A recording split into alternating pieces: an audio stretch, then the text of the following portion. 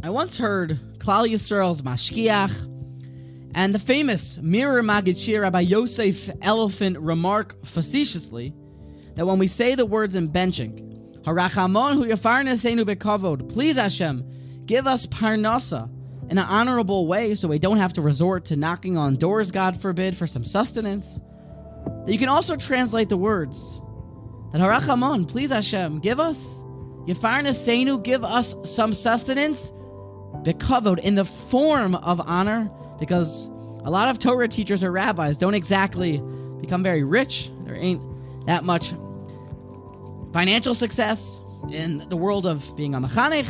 So at least, so one has to take what comes his way. And sometimes, at least it's some honor that one can get, even though it ain't that much money. He said it better than I did. So Arachman hu yafarneseinu, give us sustenance, bekavod, in the form of honor.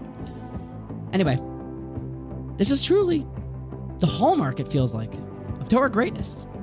Because I came across a piece from Rav Wolbe who says, it's very interesting. When Moshe Rabbeinu had this Ketorasathon, as Rav Wolbe calls it, this big standoff with Korach, and they both were preparing their sacrifices, Moshe's plea to the Almighty that his carbon should be accepted was, please Hashem, vayomer Hashem al teifen el menchasam, because lo chamor echad mehem nasasi, velo heriyosi es echad mehem. When I went to save the Israelites from Egypt, I traveled on my own donkey from Midian.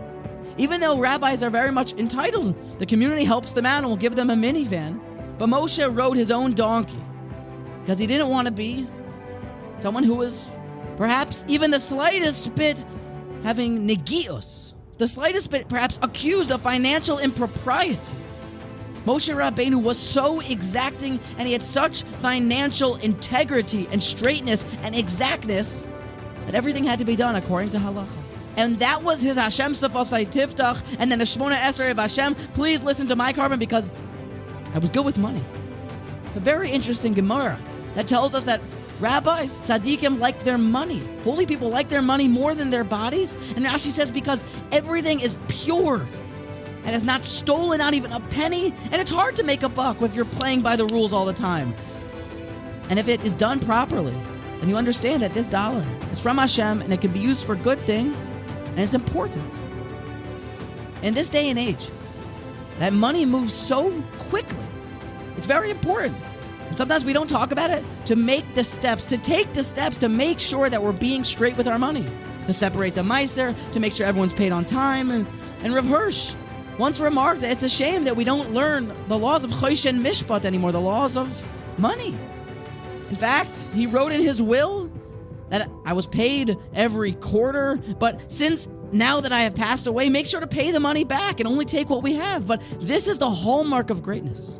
Indeed, Moshe Rabbeinu actually stitched his pockets shut when he was collecting for the Mishkan so that not even a cent should fall into his pocket unjustly, unfaithfully. Financial integrity is the hallmark of greatness. And vayomer Hashem al teifen al menchasam, because lo yichamor echad mehem nasasi velo yariyosi es echad mehem. Money is very, very sticky. Let us make sure that we are taking the steps to be straight, just, and act with integrity in all of our financial affairs.